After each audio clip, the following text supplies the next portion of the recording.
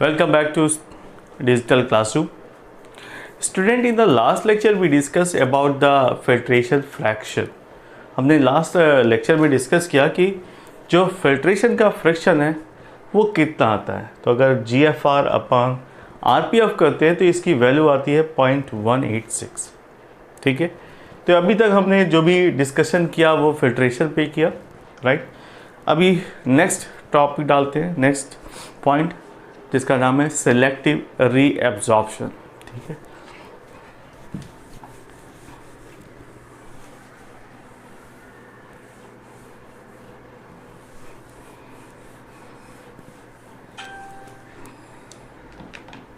Selective reabsorption.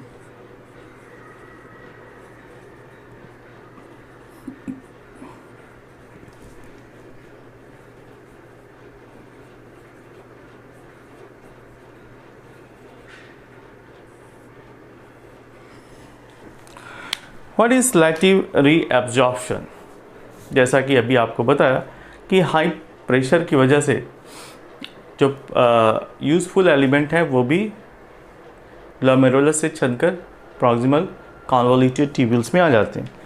अब उन important जो हमारे बॉडी के लिए इम्पॉर्टेंट चीज़ें हैं, जैसे अमीनो एसिड है, ग्लूकोज है एंड दूसरे एलिमेंट्स हैं, उनको रीअब्जॉर्ब करने की जो प्रोसेस है उसी को हम सेलेक्टिव रीअब्जॉर्प्शन कहते हैं. सेलेक्टिव रीअब्जॉर्प्शन की खोज रिचर्ड ने की थी और उनके सहयोगियों ने. तो it is discovered by Richard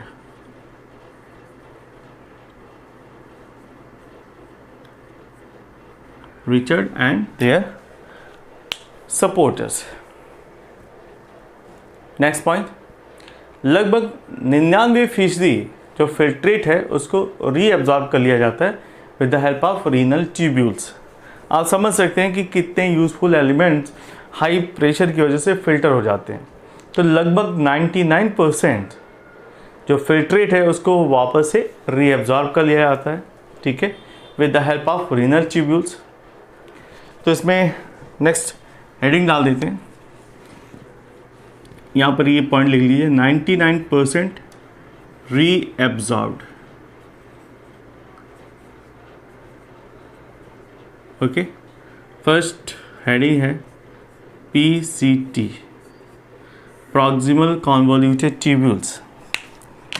Now, in the proximal convoluted tubules, it provides the pivotal site for reabsorption. यहाँ से ही reabsorption की process start हो जाती है. Nearly all the essential nutrient and 70 to 80% of the electrolyte like sodium chloride, potassium ions and water are reabsorbed by this segment. तो 80% big amount है, चीज़ें reabsorb हो जाती है, जिसमें कौन कौन सी चीज़ें आती हैं? Nutrients, electrolytes plus water. 80% तक PCT में रीअब्जॉर्ब हो जाती है. Okay, glucose, amino acid and sodium potassium ions are reabsorbed by the active transport. यहाँ पर एक्टिव ट्रांसपोर्ट की वजह से ये रीअब्जॉर्प्शन प्रोसेस हो पाती है. तो इसको लिख लीजिए, very important point. Amino acids,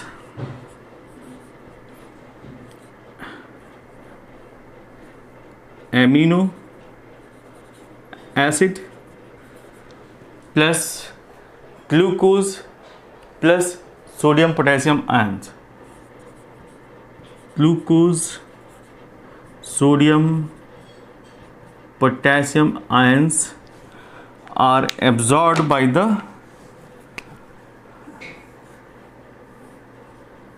active process.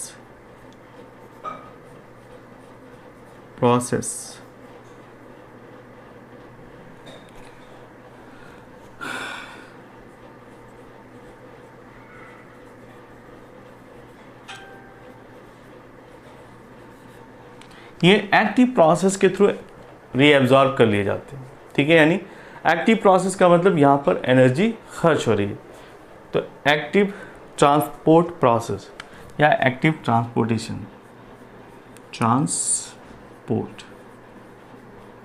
Clear. Next point, chloride ions are reabsorbed by passive transport, right. अगर क्लोराइड की बात करें, क्लोराइड आयन, तो वो पैसिव ट्रांसपोर्टेशन के थ्रू एब्जॉर्ब हो जाती है, ठीक है।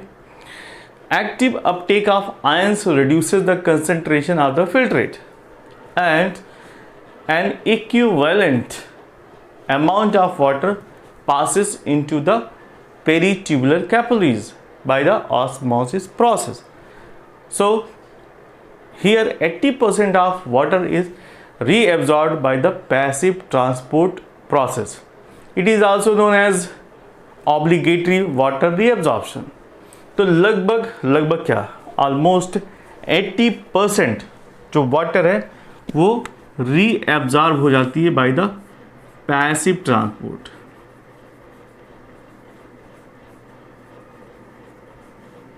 All right, so this is the process which found in the proximal convoluted tubules. अभी थोड़ी चीज़ें और बाकी है, जैसे bicarbonates.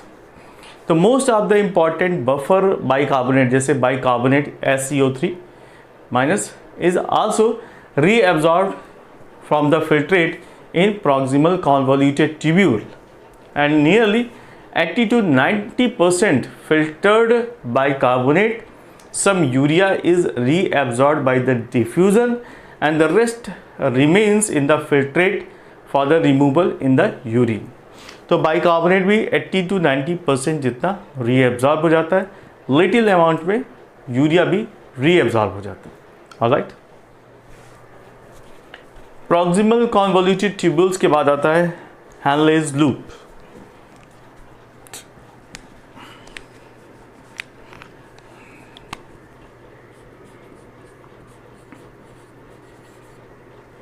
Henle's loop, Henle's loop में दोनों ही आ जाते हैं, ascending as well as descending. अब देखते हैं कि लूप ऑफ हैनले में एक्चुअली रीएब्जॉर्प्शन कितना पाया जाता है। तो यहाँ पर जो रीएब्जॉर्प्शन की प्रोसेस है बहुत ही कम पाई जाती है, मिनिमम पाई जाती है। लेकिन इसका मेन रोल क्या है, सिग्निफिकेंट रोल क्या है कि ये मेंटेन करता है ऑस्मोलरिटी को, ठीक है। तो जो मेडुलरी इंटेस्टाइनल फ्लूइड है उसका मेंटेनेंस में इसका अहम रोल है लूप ऑफ हैनले का। तो high osmolarity of the medullary intestinal fluid is maintained by the loop of Henle. Next, the descending loop of Henle is permeable to water but almost impermeable to electrolyte. जो electrolyte है वो are पार नहीं जा सकते, लेकिन water का movement हो सकता है। तो this concentrate the filtrate as it moves down. तो जैसे जैसे ये नीचे की तरफ बढ़ता है वाटर निकल जाते हैं लेकिन इलेक्ट्रोलाइट रह जाते हैं। इसका मतलब जो फिल्ट्रेट है वो धीरे धीरे और कंसंट्रेट होता चला जाता है। Next point, the ascending limb is impermeable to water but allows the transportation of electrolyte actively और पैसिवली। दैट मीन्स कि जब ये अपवर्ड मूव करता है यानी ascending loop of Henle, then वहाँ से वाटर वापस एब्जॉर्ब नहीं हो सकता, बट कुछ मात्रा में जो इलेक्ट्रोलाइट्स हैं, सोडियम पोटेशियम क्लोराइड, ये फिल्टर हो सकते हैं, ये रीअब्जॉर्ब हो सकते हैं। Therefore as the concentrated filtrate pass upward it gets dilute. क्यों? क्योंकि इलेक्ट्रोलाइट तो बाहर चले गए बट वाटर का मूवमेंट नहीं हो पाया, इसलिए ये जो कंसंट्रेट था फिल्टर वो अब डाइल्यूट हो जाता है and this is diluted to the passage of electrolyte to the medullary fluid. तो मेडुलरी फ्लूइड में वापस इलेक्ट्रोलाइट चले जाते हैं, इसलिए जो फिल्ट्रेट है वो डाइल्यूट हो जाता है। क्लियर? तो हैनलेज लूप में कुछ खास नहीं होता, सिर्फ असेंडिंग और डिसेंडिंग में वाटर का रीअब्जॉर्प्शन होता है और असेंडिंग में इलेक्ट्रोलाइट का रीअब्जॉर्प्शन होता है। ओके, इसके बाद नेक्स्ट हेडिंग डालिए DCT, डिस्टल कॉन्वोल्यूटेड ट्यूब्यूल।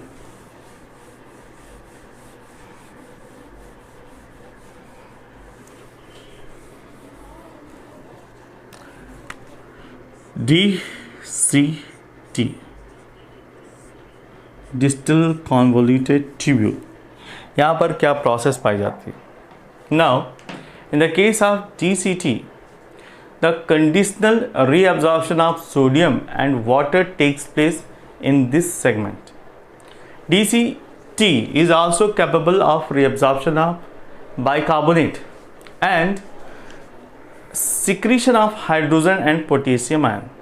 तो DCT में क्या होता है? ये कंडीशनल रीअब्जॉर्प्शन होता है सोडियम आयन का और वाटर का। दूसरी बात, यहाँ पर बाइकार्बोनेट का भी एब्जॉर्प्शन हो सकता है।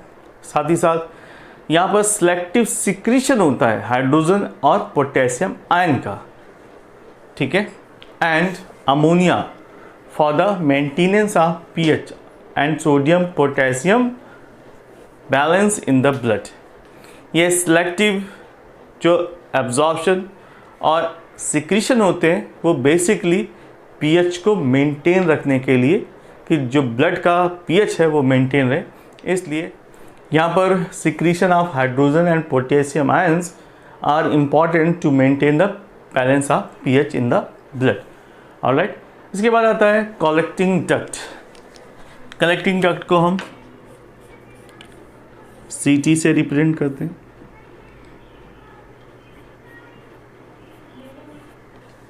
What is the role of collecting duct? The long duct extend from the cortex of the kidney to the inner part of the medulla. Large amount of water could be reabsorbed from this region. यहाँ पर water का reabsorption भी maximum पाया जाता है। And to produce the concentrated urine, and this segment allows the passage of small amount of urea into the medullary interstitium to keep up to the osmolarity, right?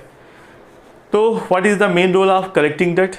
It is also play very important role in the maintenance of the pH and the ionic balances of the blood. इसका भी main purpose होता है कि जो osmolarity है वो maintain रहे, plus जो pH का बैलेंस है वो भी मेंटेन रहे by the process of selective secretion of hydrogen and potassium ion, right. तो यहाँ भी सिलेक्टिव क्या होता है? सिक्रीशन होता है हाइड्रोजन और पोटेशियम आयन का ऑस्मोलरिटी को मेंटेन रखने के लिए। इसके बाद नेक्स्ट आता है ट्यूबुलर सिक्रीशन। नेक्स्ट हेडिंग डाल दीजिए tubular secretion.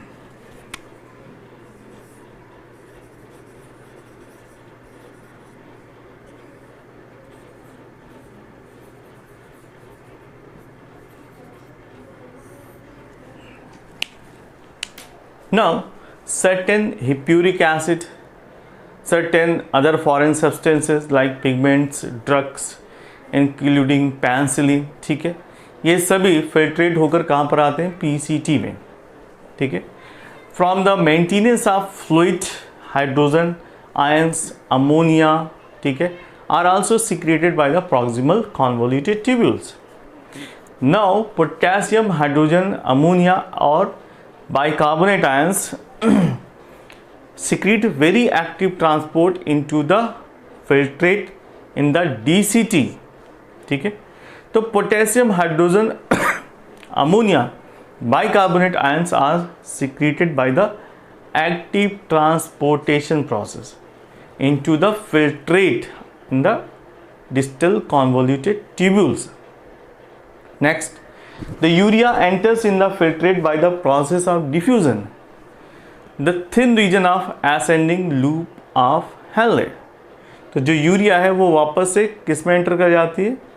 Loop of Henle में, जहाँ पर ये असेंडिंग पार्ट होता है, वहाँ पर डिफ्यूज़ होकर चली जाती है। सो removal of hydrogen ion ammonia from the blood in the proximal convoluted tubule and distal convoluted tubules helps in the maintenance of pH of blood. तो मेन जो पर्पज़ होता है पीसीटी और डीसीटी का, वो ऑस्मोल रेगुलेटरी को maintain करना, साथ ही साथ यूरिया को फिल्टर करके बाहर निकालना।